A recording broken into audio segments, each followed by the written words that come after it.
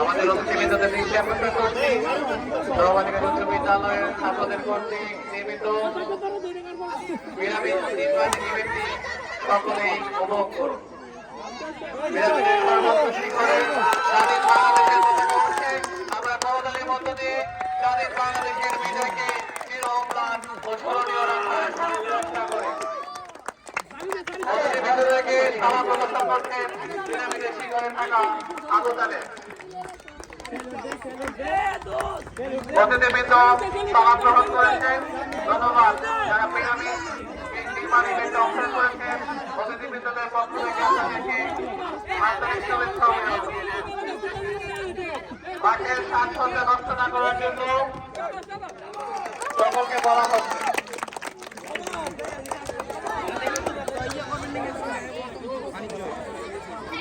স্বেচ্ছাসেবকদের দৃষ্টি আকর্ষণ করছি মাঠের সাজসজ্জা যেন কেউ নষ্ট না করতে পারে।